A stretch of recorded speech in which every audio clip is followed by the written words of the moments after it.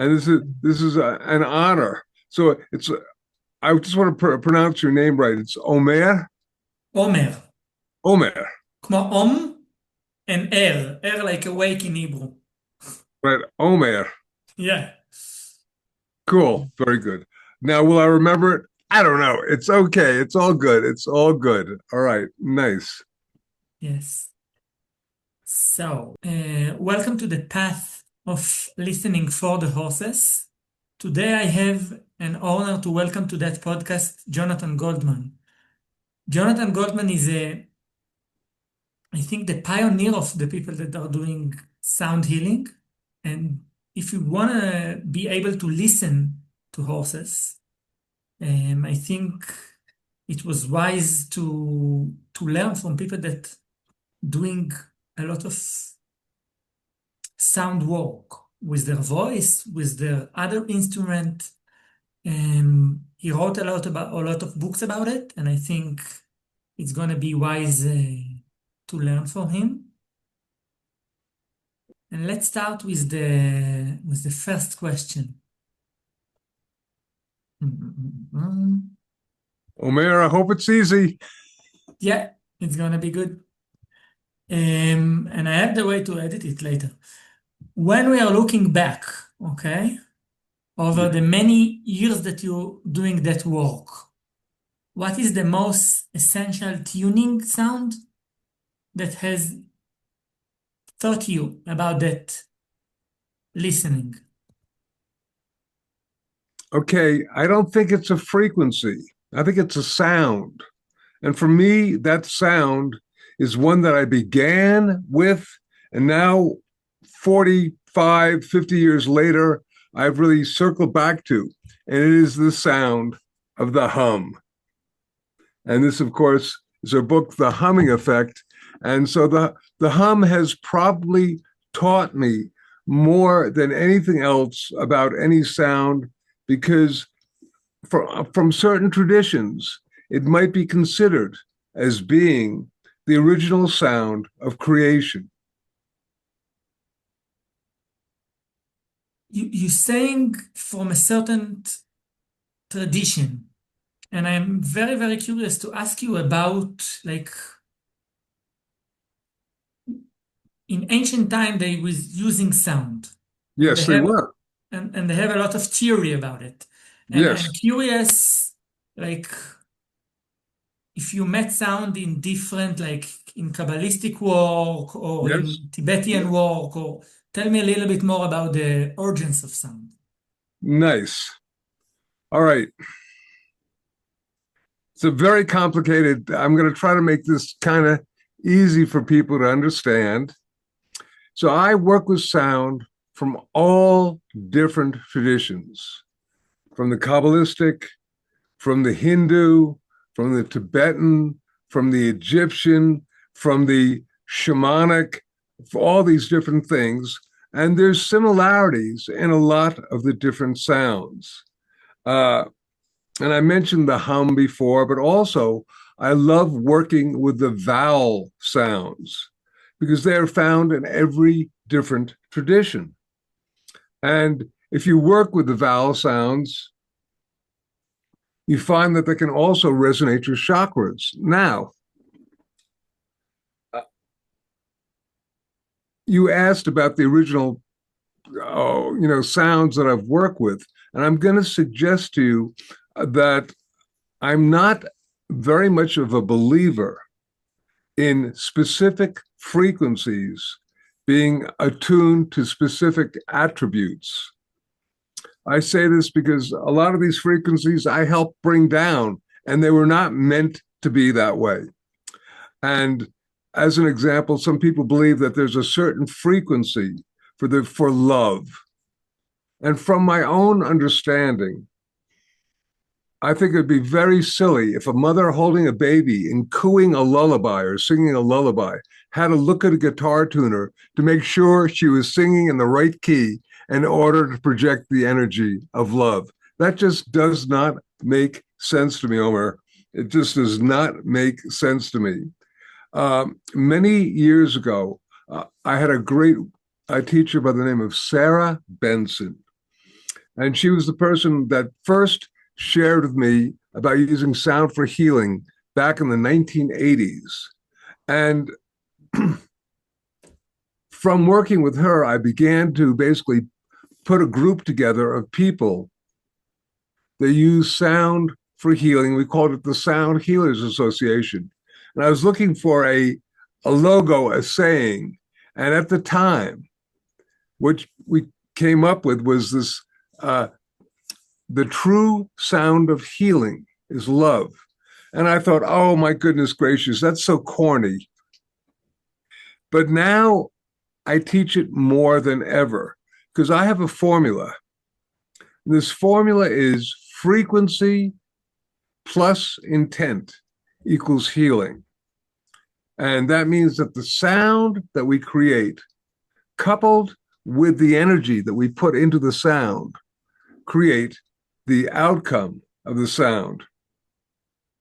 Now, Omer, I'd love to share with you and our audience what I consider to be really the four primary fundamental attributes of how and why sound can heal. May I do that? I call them the four pillars of sound healing. How would that be?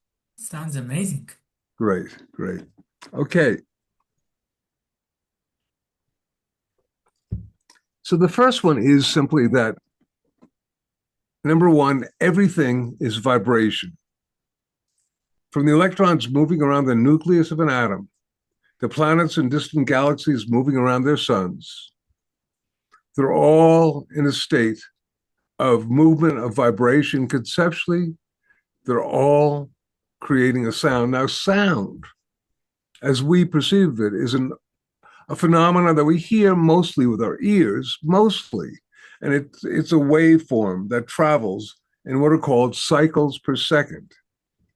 And we hear from around 20 of these cycles a second to around 20,000. But our friends in the ocean, the dolphins, can hear upwards of 200,000 cycles a second. They can project and receive encoded frequencies at that level. So there's a lot more going on. Now, the idea that our ancient mystics and our modern quantum physicists agree everything is in a state of vibration. We talked about this, the waveform of phenomena of sound, and the fact that every organ, every bone, every tissue, every part of our body is in a state of vibration. And when we're in a state of health, it's like we're this overall orchestra that's playing the symphony of the self. And this is wonderful. We are, if you like, manifesting this harmonic of health. And when we're in health, we say we're in sound health. But what happens if the second violin player loses their sheet music? They begin to play out of tune, out of harmony. Pretty soon, they're playing the wrong notes. Pretty soon, the entire orchestra sounds off. Pretty soon, things just really sound poor. And this is akin to a part of our body beginning to vibrate out of the wrong frequency. We're vibrating out of ease, out of harmony. We say we are vibrating, whatever is happening is diseased. So the basic principle, or at least one of them, of using sound for healing is simply to somehow restore to the string player back their sheet music, somehow to encode the correct resonant frequency to that part of the body that is vibrating out of frequency or out of harmony.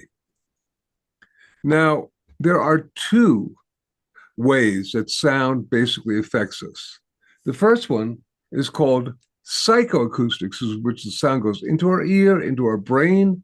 It affects our heart rate, our respiration, and our brain waves.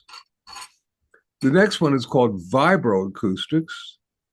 And that's where the sound goes into our body, affecting us on a DNA, molecular, cellular level. So this, for example, if I take these two tuning forks and I go like this, and I hear them, and it's a very nice sound that is here, this is psychoacoustics. Now, if I take this tuning fork over here, and I hit it, and I put the stem on my body, and my body begins to vibrate. That's vibroacoustics.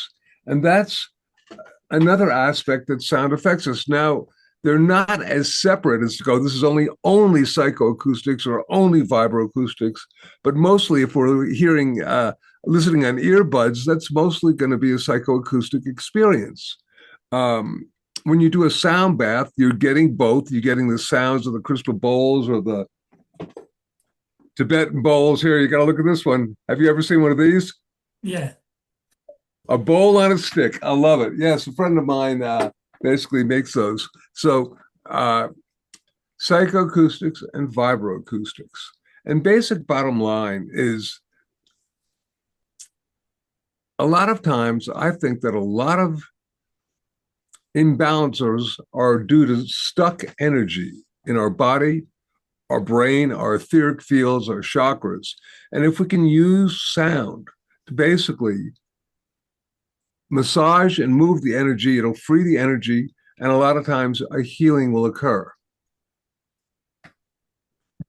So that sounds amazing. You spoke, first of all, about the way of the body to go back to attunement in a way. And you spoke about like two difference, like using the sound that's coming into the mind and influence us emotionally, and the sound that is vibrating and influence us. Yes. I want to learn. I'm playing with sounds and balls and all of that, and I want to be able to be, let's say, a better at it. Like, what are the way that someone with that amount of experience can give guidelines, let's say a belief, let's say a strategy about how to be better at it? Okay, listen, I'm going to answer that after I deal with the other three pillars of sound healing. Because the first one, everything is vibration. The second one, which is very, very important, is that intent is powerful. Okay, and this actually stemmed from back in the 1980s, again, when a lot of this was beginning for me. I was in a research project at Lesley University getting a master's degree, and I had a pile of papers about this high, all sorts of different systems of using sound for healing, for resonating the chakras, for resonating the organs, for resonating all sorts of things. And I come from a family of doctors, father, grandfather, brother, all medical doctors. So I had a pretty well-developed left brain, which is the logical part of the brain. And I thought, oh, great, I'm going to put these all together and I'm going to have Goldman's Encyclopedia of Sound Healing. I was going to make it easy. I was going to be the first person. This is the frequency that you use for this. This is the sound that you use for that. And when I began to putting them together, they didn't jive. I'd have Dr. X using a particular set of frequencies for one organ and Dr. Y using a completely different set of frequencies for the same organ. You have Spiritual Master A, who's basically using a particular mantra for one chakra, and Spiritual Master B using a different mantra for the same chakra. And I'm sitting there rocking back and forth in front of this computer. I'm waiting to input information on this encyclopedia, and it just didn't make sense. I'm like, how can this be? How can this be? And this inner voice said to me, Omer, said to me, it is not only the frequency of the sound that creates the effect. It is also the intention of the person making and receiving the sound. And I wrote down frequency plus intent equals healing. And by that, once again, I meant the vibrations, the sound, plus the effect that you wanted to have would create the outcome of the sound. And at the time that I did this, I'm trying then to talk to different scientists and medical doctors about the importance of intentionality. And they are looking at me like I'm a man from another planet, which they might have been right about, but they weren't supposed to know. So blessed be, about 10 or 15 years later, we had people like Joe Dispenza doing the biology of belief. Well, that's actually Dr. Bruce Lipton, the biology of belief. Joe Dispenza, you are the placebo. Wayne Dyer doing the power of intention. and Lynn McTaggart doing her fabulous intention experiments.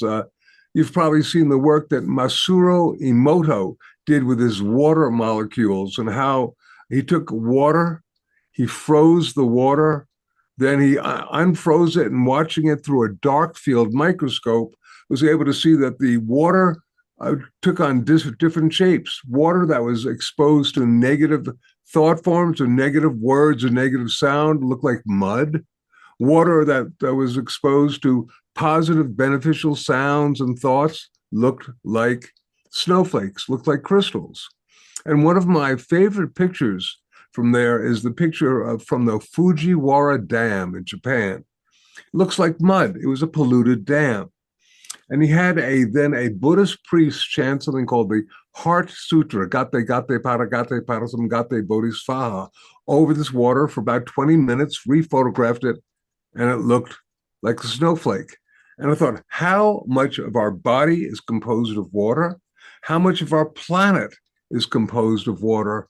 And is this not a way of really dealing with shifting and rearranging the vibrational patterns of ourselves and our planet? What a concept. Okay. I want to encode also the fact that I believe that the most powerful healing instrument is the voice, because it's the easiest way to encode intentionality into our body, our brain, our energy fields. In other words, when I do this bowl and I go to hit it, and then it's making the sound, then I have to project the sound onto it, as opposed to, if you like, it's a little bit like encoding the sound on your breath, because you take that the next step, and if you like, the hum, for example, I like to say, is breath made audible. And in fact, talking about the hum, because I'm going to get back to this, I love mantras, I love overtones and harmonics and all this stuff, but the hum is the most powerful vibroacoustic sound that we can make. So I wanted to share that with you.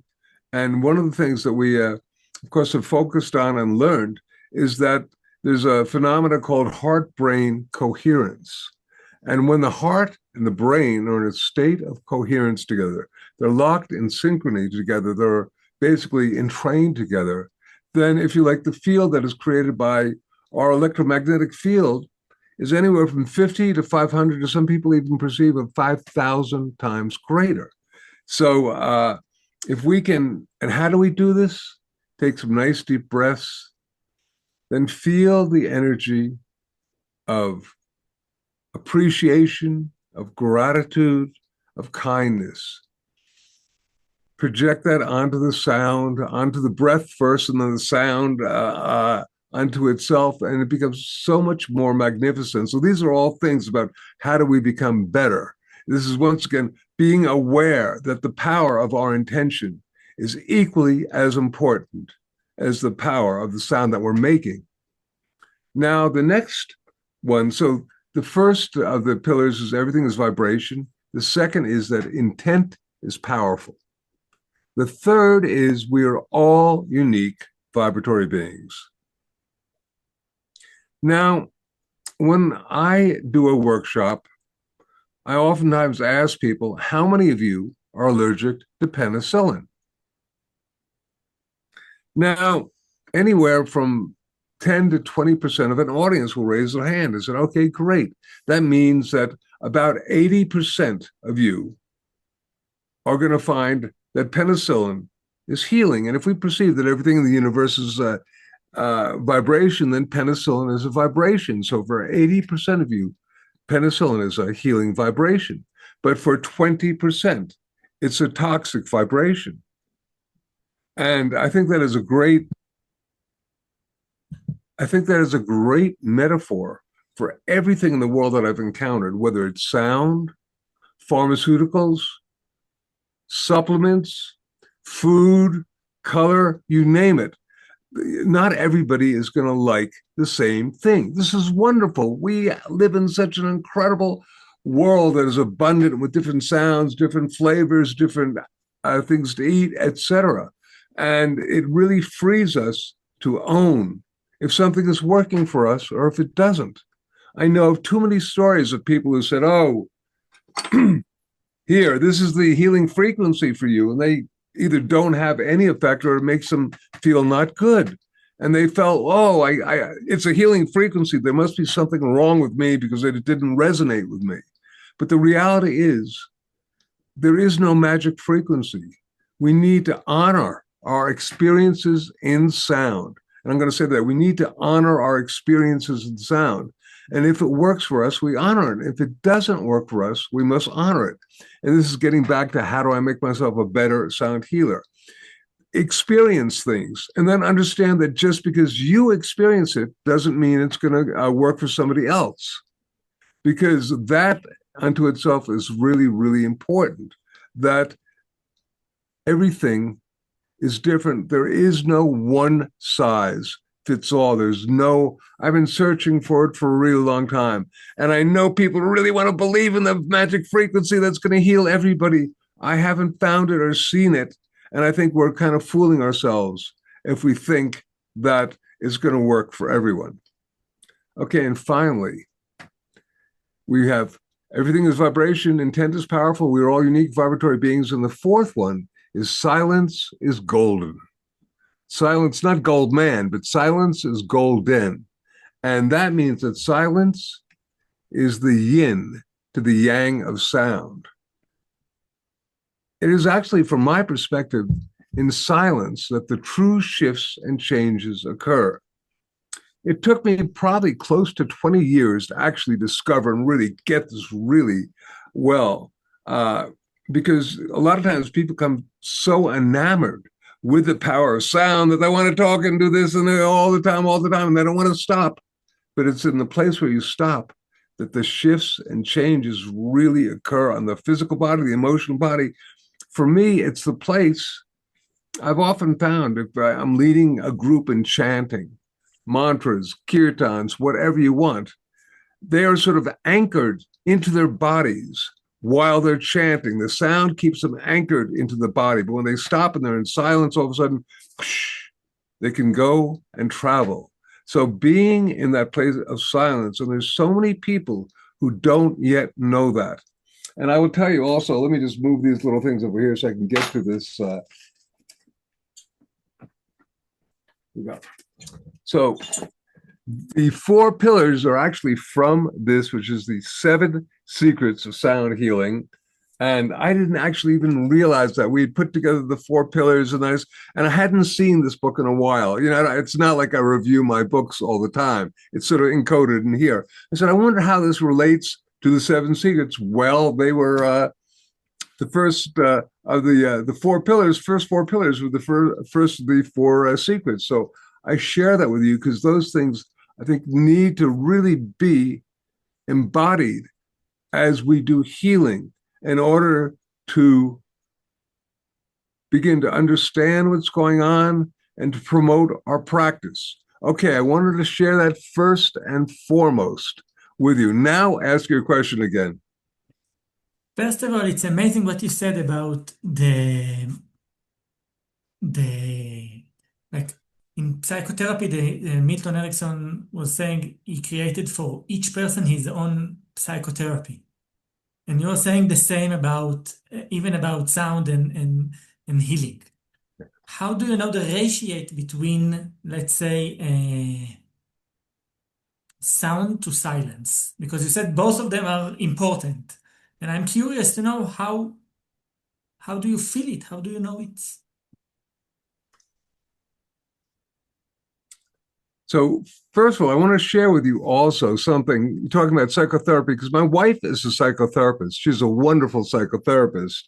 And there's a phenomena called the ISO principle. And the ISO principle means that you meet the person where they are, and then you sort of lock in. And this is, if you like, a vibrational concept as well as anything else. In other words, if somebody is vibrating a certain frequency and you're over here and you're making the sound, you may not get to them. But if you can basically go down to where they're at and then slowly bring them up, that's how you shift the frequencies. So that's just, once again, we're all unique vibratory beings, and and the way that we do this. But your question about silence, I guess the sound tells you when it's done, and then you simply have to use your own inner awareness that it's time now to be in silence. So, for example, if I am doing bowls or bells or chanting or whatnot, I will, I like to leave almost as much time to be in silence as I do for being in the sound. Wow. You're describing the sound almost as an entity. You have the same feeling or connection with the instrument also? Depends on the instrument, and it depends on the situation. It should be. And I think that I'm only speaking for myself, because I have seen people who are just, they are part of the instrument. And at times, there are times I've been playing the guitar and I'm out of my body looking at myself playing guitar, going, wow, I wonder how I'm doing that. But I mean, that doesn't happen all the time. And it depends upon our attunement with the divine. Yes, I think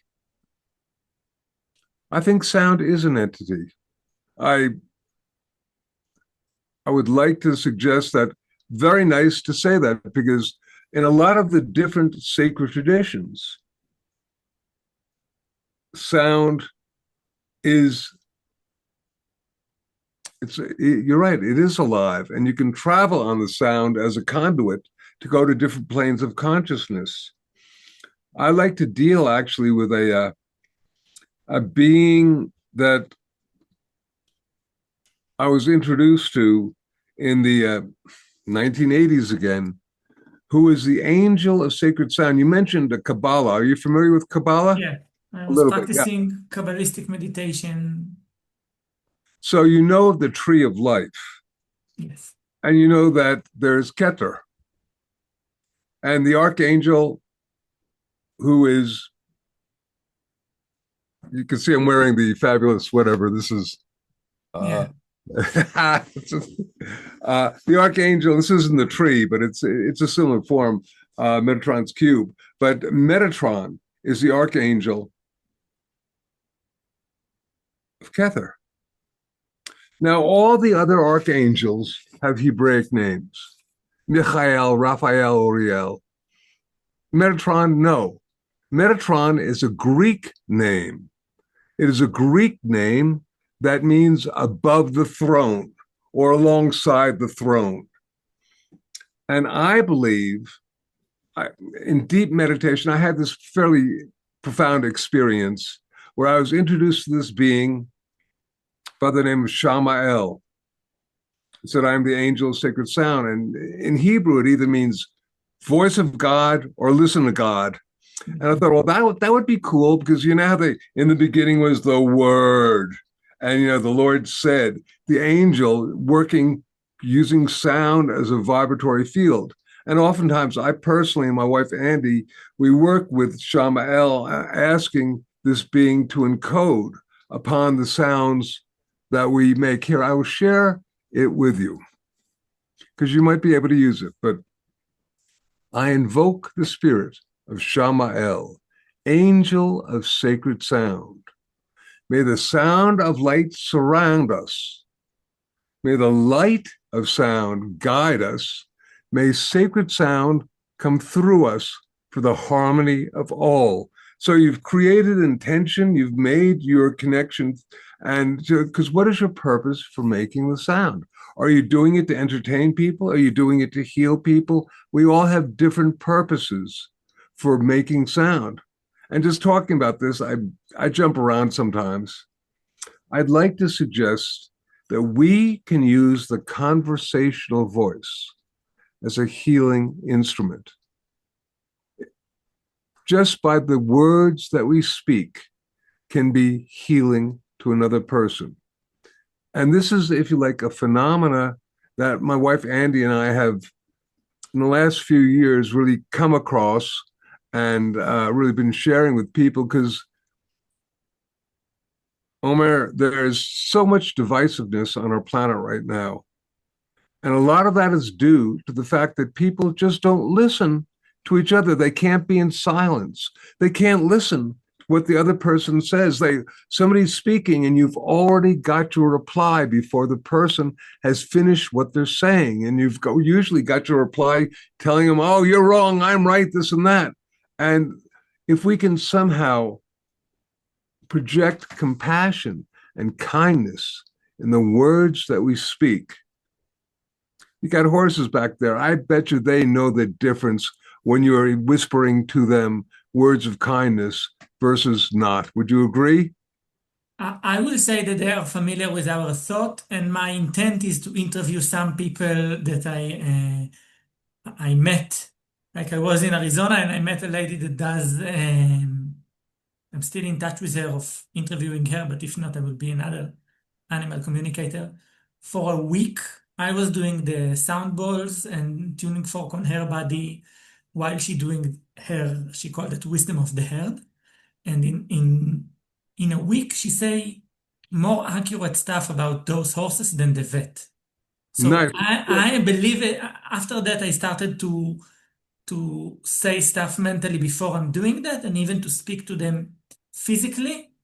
And I'm not saying I'm an animal communicator right now, but I'm getting yes and no. I can come to the horse and then to get the feeling of I'm not gonna ride you today because something is not okay in your body or stuff like that. Um, and I Yes. think listening, I don't know if whispering, but to move from controlling and correcting to a listening and a conversation, it's a huge shift that I believe that when the world will go to that, we're gonna have a better world and we will be able to gather more of the horses' wisdom to that. And if you are Yes. speaking about horses, I have a question about if you have any experience with treating or horses or animals and how I animals do. can sound But to interact. I will also tell you that a friend of mine has taken over the work of one of the other. I had a few major teachers. One of them was Sarah Benson. Another one who's still on the planet is a wonderful man by the name of Dr. John Beaulieu. And he is the person responsible, among other things, for bringing tuning forks down to the planet, for tuning forks for healing down to the planet. These tuning forks were designed and made for him, uh, from him. And the other one was a man by the name of Dr. Peter Guy Manners, who invented this instrument that is useful for healing. And it's got 600 different composite frequencies for different organs, bones, etc. And they're not single tones. They're composed of 5 different frequencies. That's why when people say, oh, this is a frequency for X, Y, or Z, no, they're probably composite frequencies, number one.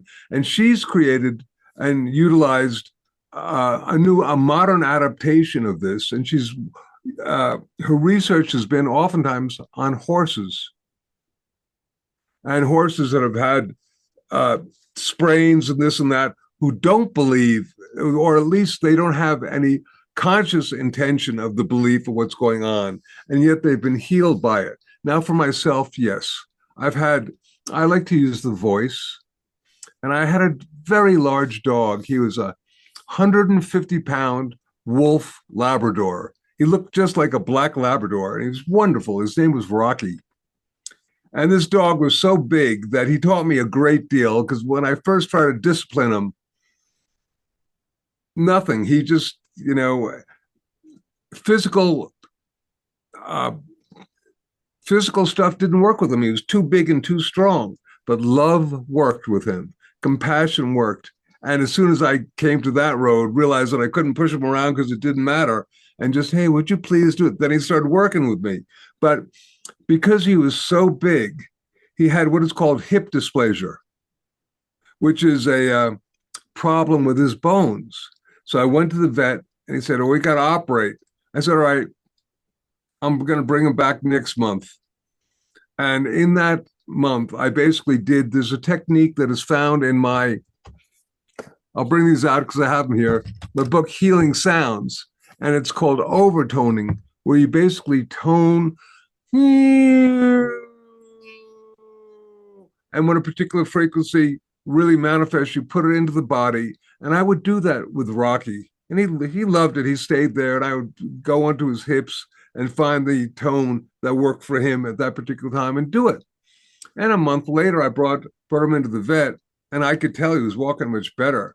And the vet, I mean, he knew the dog. He said, "Well, where's your dog? This is not the same dog." I said, "Yeah, it is." He said, his hip dysplasia is gone. So that is my own personal experience working with, because listen, here's a quote from the New York Times science section. "Sound shaped into dazzling tool can make, break, or rearrange molecular structure." Okay, if you can rearrange molecular structure, what can't you potentially do? There is another from your book, Edgar Cayce, Sound is the Medicine of the Future. Yes. Nikola Tesla on frequencies as the tool for healing. Yes, yes. Well, this is all really real. And I think it's fine if you believe, and I'm just holding up this tuning fork, not for anything, but that a particular frequency is going to have a particular effect on you. It probably will. So I really own that if you are a person or a practitioner and you really have a great belief in a particular sound to do something, great. And I just want people to be open to the incredible smorgasbord that is sound, and not personally.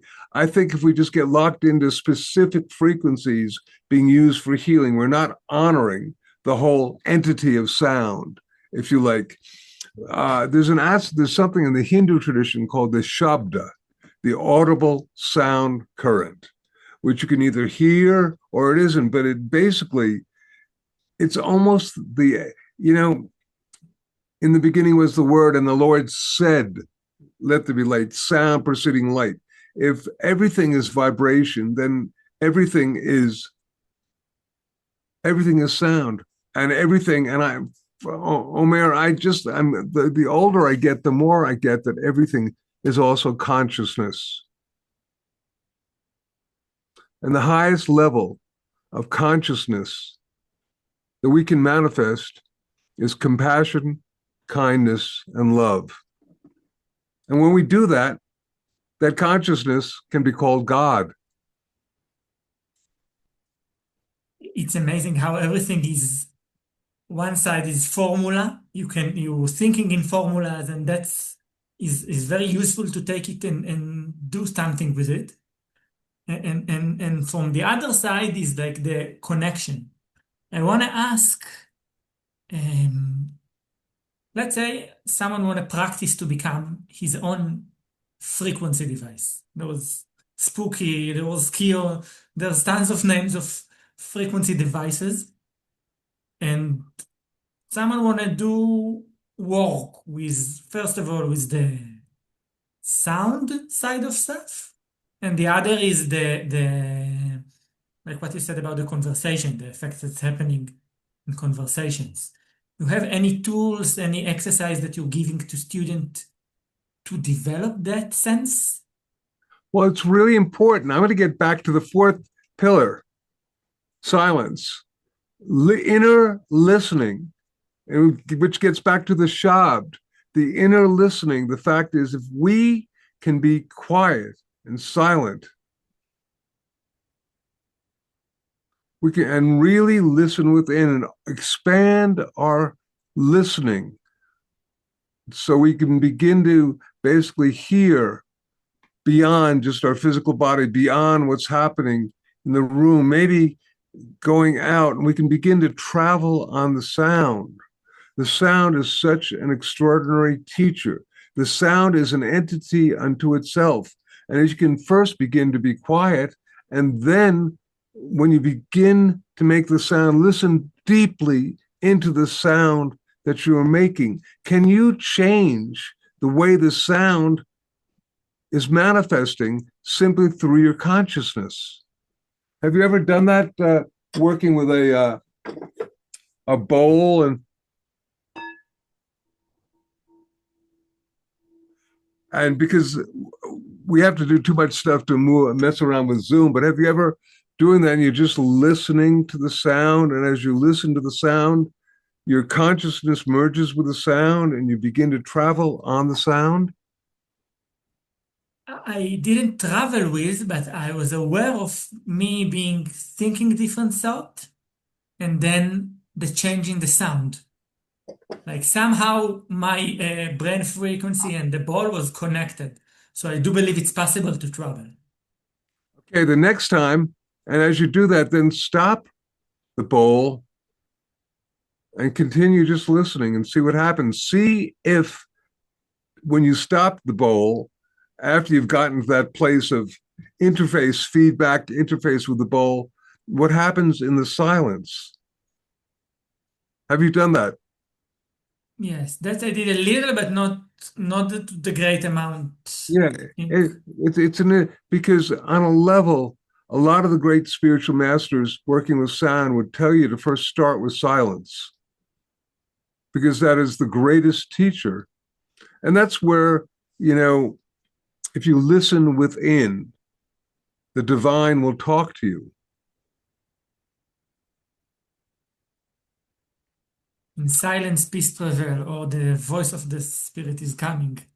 You Yeah, know, in English, the word silent and the word listen are anagrams, which means that they're composed of the same letters. I Okay. didn't know that. Thank you for that. There is a difference between, you said the sound is different between each of every one of the people. We have our own sound.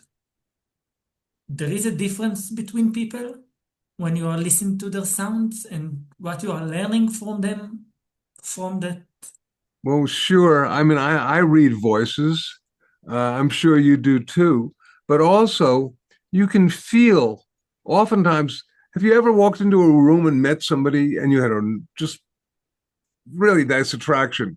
You're vibrating at a similar frequency, in harmonic resonance, if you like. And other times, somebody, boy, you want to get out of that room as fast as possible because you don't resonate with them.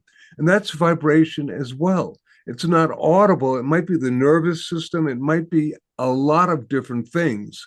You can give it a lot of different names. But, and we can, oh, here we go.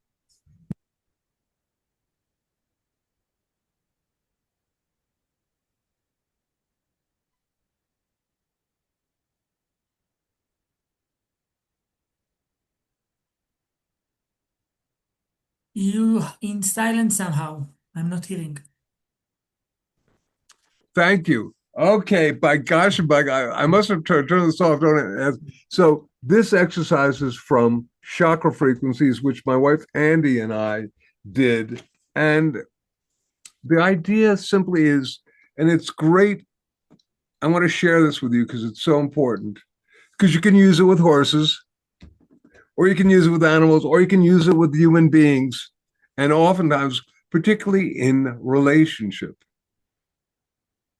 Because we were talking about how being compassionate and kind when you're speaking is such a healing thing. But, and my wife Andy and I have a great relationship, but we're not perfect. And every once in a while, it's like, whoa. And what's the first thing you want to do when you get, if you're like problematic with the other person? You want to shout at them. And oftentimes the words that you want to use are not necessarily positive words. You want to say nasty things to them. So instead, what we do is we've made an agreement. You have to make this agreement with the person. You have to agree that you will both somehow either make an om or a hum or some sort of sound together instead of shouting at each other. It's very hard to do.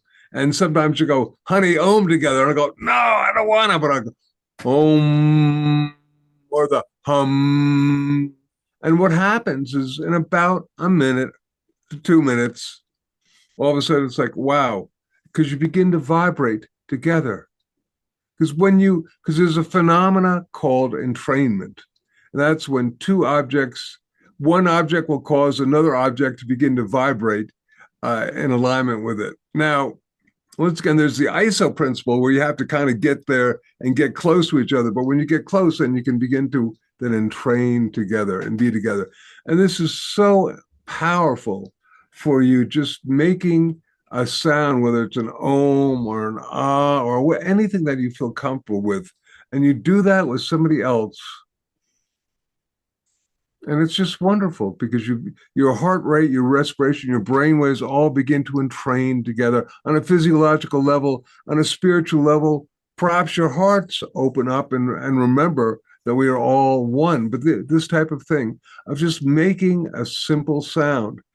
And you don't have to go, oh, let's make it to this key. Just make a sound. The other person makes a sound, and you'll probably begin to vibrate together. You do it a few times, and all of a sudden, you're in simpatico, you're in resonance together, and your energy fields coalesce.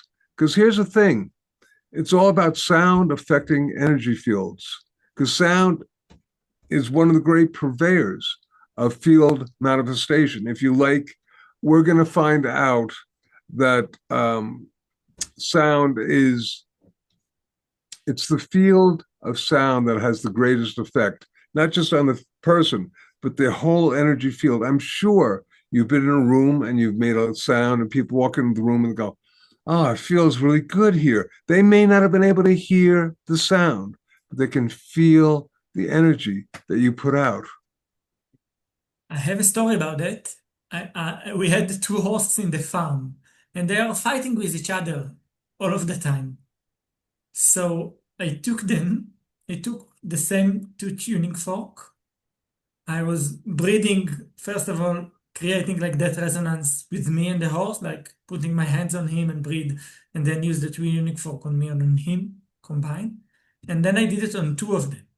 And since that day, those two horses became a friend. And it was insane. It's absolutely the exercise that you spoke about. And I think I'm very curious about the global effect of sound in the ability to create health because we are getting entrainment. I don't know if by devices or by emotional, you described Joe Dispenza, Lynn McTaggart, like the power of groups of people that are putting energy into the field. And I'm curious what we can do with sound. I Yes, don't know if well, remote work, earth work, what is the way of. yes. Well, this Saturday, which will be February 14th, I don't know when this will be airing, but I just share with you that we have the 24th annual World Sound Healing Day, which is a day when people throughout the planet come together, usually over the internet, and basically work with sacred sound to feed the field of our planet. And that website, if at least for you, is www.worldsoundhealingday.org. And go check it out. There are over 100 right now, and it continues growing every day. But there are 100 different events on our events portal, everything from crystal bowls, Tibetan bowls, toning, kirtan, Tibetan monks chanting, even people doing DJs, electronic dance music. And at the same time, there is one specific event that happens from, we call it the Global Unified Heart Activation, that happens at 9:30 New York time and goes for an hour. And right at the top of the hour is when we have people from throughout the planet making an ah sound that is encoded with the energy of love, encoded with the energy of gratitude. And it is basically designed to interface with what we call the Gaia matrix, the energy of Mother Earth. And we are feeding the field of Mother Earth, sending a sonic valentine of love and light. And this event is being tracked by something called the Global Consciousness Project out of Princeton, New Jersey. And what this is they discovered quite a while ago through a fellow by the name of Roger Nelson, discovered that if you took a program called a random number generator, which generates basically zeros and ones, 50 zeros and 50 ones, let's say out of 100, they're equal. And it generates that, and it's therefore a flat line if you were to graph it because it's an equal number. But he found that when people meditate with high compassion, the numbers become askew. And all of a sudden you can track events of high compassion, not necessarily high excitement, but high compassion. And it'll look like kind of like Mount Everest. And they've done that with World Sound Healing Day. They've done that with all sorts of different group coherence phenomena. And it's very, very important because, Omer, we can make a difference. We have the ability of, as you said, working together in a group. And in that case, you get a phenomena of 1 + 1 = 3, because it's a synergistic effect and it's much greater than just the sum of the parts. And we can do amazing, miraculous things with that. We can affect the violence in an area. We can affect the crime in an area. We can do majestic healing with each other, to each other, for each other, simply by working together with coherence, with kindness, with intentionalized sound. Wow. I'm going to be there and I want to help, but Great. sign me in every way that necessary. I have a question. In all of the time that you are operating in those rooms, channeling, working with yourself, working with other people, there was events or experience that you experienced that was your brain could not understand it, especially when you spoke about like the doctor side of Yeah. your thinking. Are you asking for something that blew my mind? Yeah. Life blows my mind. I have so many things happen to me on a daily basis that sometimes it's the little things in life that, the smile of somebody or the kindness. I mean, I have things manifest all the time in different areas, and I'm used to it now. I am such a purveyor of believing that there are multiple realities that are interfacing and that things will sometimes show up and manifest when you need them. Top three. The top three. It's better hard to choose, but Well, I mean, once again, I have seen people with chronic illnesses, the problems disappear instantly. Wow, how did that happen? I have seen situations of, I can just go on and on. The thing that immediately came into my mind was I remember I was teaching a mantra to a class, and this woman the next day came in. There was a mantra for compassion, the Tibetan Om Mani Padme Hum. And she was driving home, and there was a car in front of them that was just weaving up and down, thought the person was drunk. And she basically projected love and kindness, and all of a sudden, the car straightened out. And I thought, okay, that's a great example. 30 years ago, I got a phone call from a woman, but I remember this one. And she said, Mr. Goldman. I said, yes. She said, I haven't slept in 10 years. My doctor recommended that I listen to your Dolphin Dreams recording, which is a recording that I made for the birth of my son. and whatnot. And she said, and I listened to it last night, and all of a sudden she was crying. She said, and I slept through the night for the first time in 10 years. Thank you. And that really just touched me. It was a small little thing, but it really touched me. Um, I get so many different wonderful emails from people just saying how sound has changed and shifted their life. What more can you want? It gives us purpose. And, Omer, I'm here to like try to help introduce the field of sound to the general consciousness of the planet.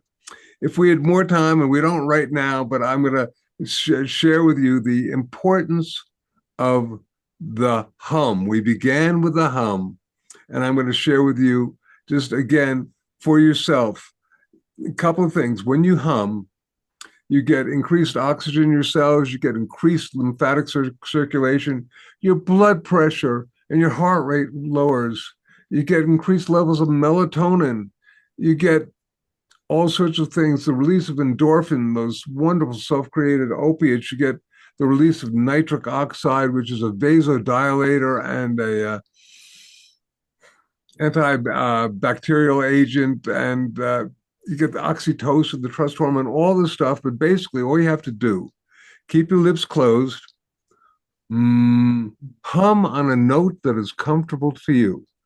Don't follow anything else. Just usually it's very, very similar to your natural speaking voice. Okay.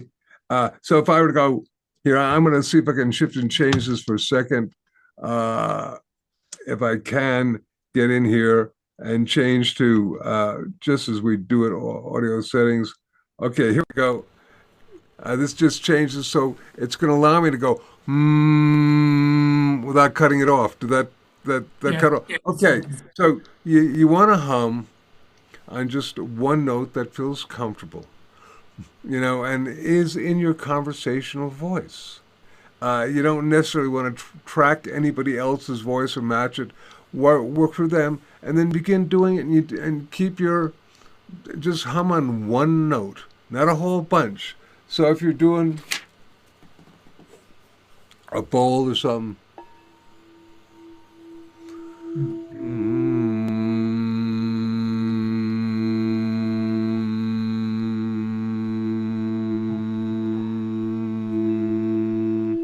and you don't even need to use the bowl. You can just, I like to say, here, do it with me. We're going to do this 3 or 4 times, and then we'll be in silence. So if you like to begin this, check yourself out. What are you feeling? Then you want to begin to take some nice deep and relaxed breaths. And you're going to hum on just one note. You don't want to do a whole lot of notes. Don't want to do a pop song or whatnot. Just one note, creating the vibration. Do it in a comfortable pitch. Do it around 3 or 4 times initially just to feel it. And then be in silence for an equal amount of time. Okay? So we're going to do this together. So take a nice deep breath. And releasing with a sigh.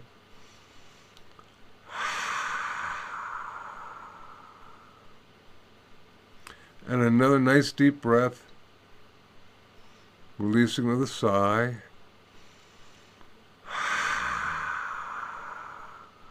And now we'll do the first of 3 or 4 hums. We'll just take a nice breath in, checking yourself out. What are you feeling? And then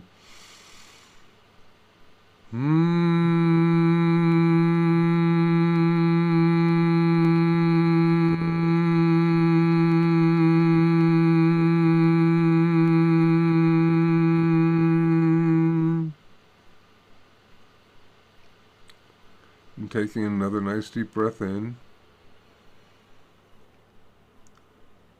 And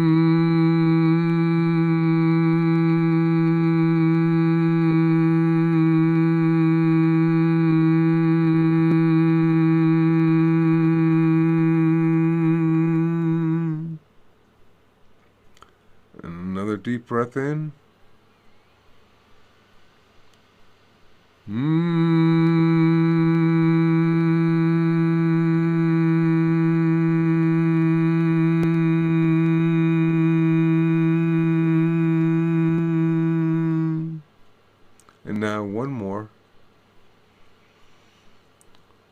And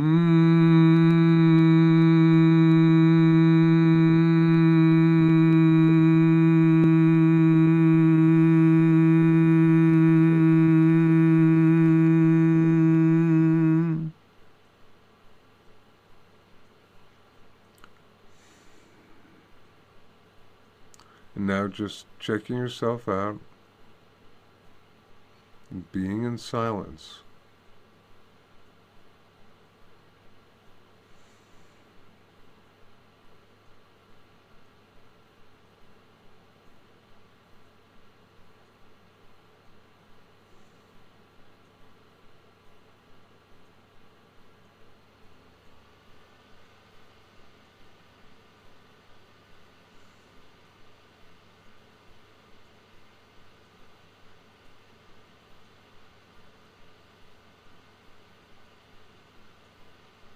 Nice. And Omer, you became a radiant being of light as you were making that sound. Could you feel it? Oh, Absolutely. It was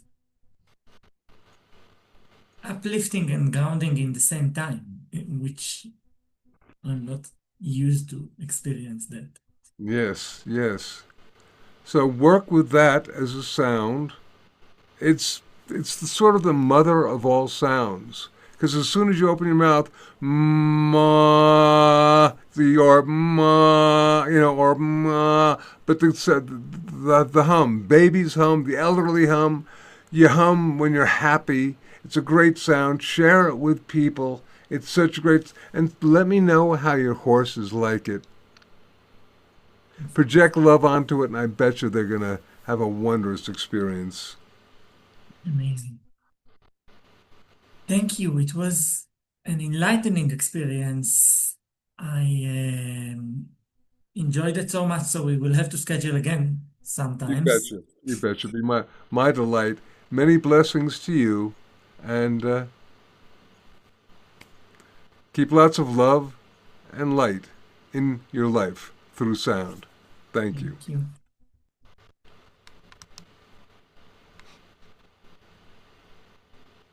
Okay, I'm gonna